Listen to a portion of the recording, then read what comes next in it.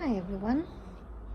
So today we're talking about he's looking at me like I am the best person in the world. Yes, he's so cute. And I'm pulling my hair out. So today we'll be talking about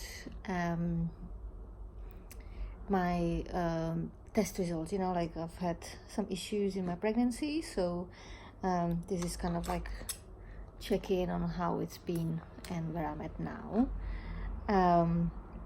So if you remember, there were three kind of issues. There was the low PAPP-A, the anemia, and the high cholesterol. So with the cholesterol, that's back to normal. Actually, it's better than before my pregnancy.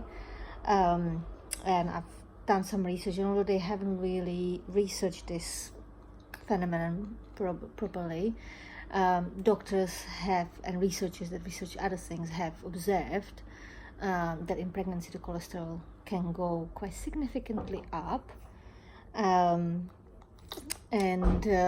goes down then within the first 6 weeks to 3 months after birth. So if you're prone to high cholesterol, it might be worth checking just to make sure that it went down, and that you're right in that respect. As I said, mine went down, so happy days. With the anemia, so when they did my test at 3 months, my iron's been pretty good. Like, it was really high. They were like, wow, we don't often see such good results here. So that was great. But at 6 months I had to feel a bit tired, and I got my mom to check my test because she works in a lab in Czech Republic. So when I went there, he took my bloods, and my iron was incredibly low. Like, it was really quite bad. So when I got back, my midwife fortunately went with the results I brought her and gave me iron straight away. We started with 1 extra iron on top of my pregnant care.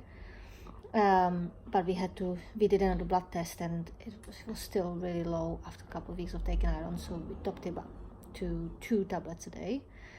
I was on a ferrosulfate. I was really lucky because I had no adverse reactions, so I was not constipated or anything prior to giving birth, so that was really good. And despite having 2 ferrosulfates a day and pregnant care and eating lots of iron-rich foods, like lots of beef and lamb and spinach and beans, and I was taking the tablets with vitamin C, and of course vitamin C was quite rich in my diet anyway. So all that,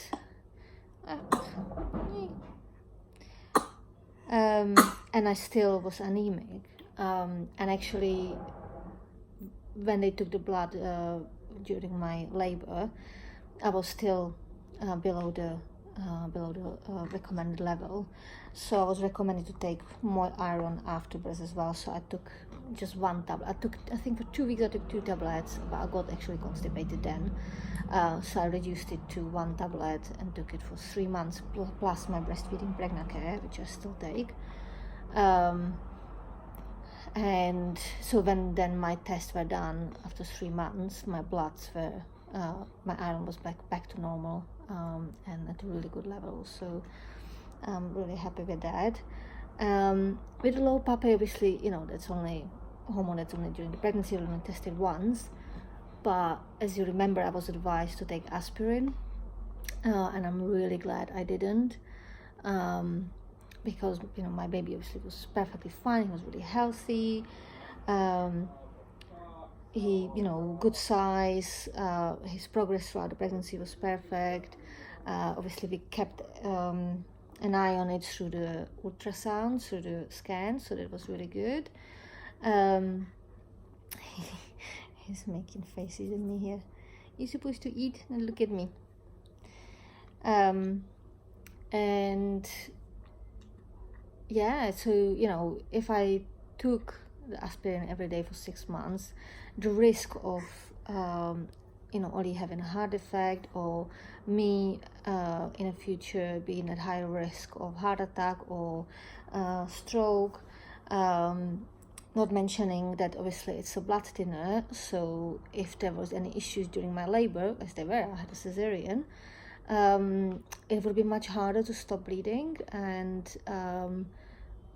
if like, let's say your placenta tears, and you have like one of my friends, she had 200 tears in her womb, and it took them forever to stitch it, and she almost bled to death, and she wasn't on aspirin. So it's kind of touch and go in these things. Labor is still, life-threatening thing. It can be, we have much better success in nowadays thanks to modern medicine. But, it's still a hard thing to go through. So why make it more risky and dangerous for no particular reason, just to cover someone's ass, just in case. So yeah, I wouldn't take the aspirin unless it was absolutely necessary, and my baby's life was for sure in danger if I didn't. And to be honest, having done my research, and I have made a post about it before, there is no such situation, because there are other ways how they can help it, and most of the time other hospitals, they just monitor the mom and baby even if the placenta is insufficient, and they tend to do just fine. So yeah, I think those situations where you would have to take the aspirin are quite rare, and the risk, I don't feel are just worth it. But that's my own personal opinion. I'm not a doctor, obviously, and I can only make choices about my own body. But I think it's good to be informed and do your own research, not just follow someone's advice because they doing a paper on it, which hasn't been peer approved yet, which is, I feel, the case with the aspirin. So yeah, I'm all healthy now, the tests are good. Ollie is doing pretty well as well, apart from his current thing going on, cold or teething or whatever it is, but it's keeping us up at night. But he's a little soldier, and I'm sure we'll get through that soon. So that's it. If you have any questions, put them down. I'll be happy to answer them. And this really, I've created this video because there was an answer to questions I've had, especially on YouTube. People asking me to do follow-up, so here it is.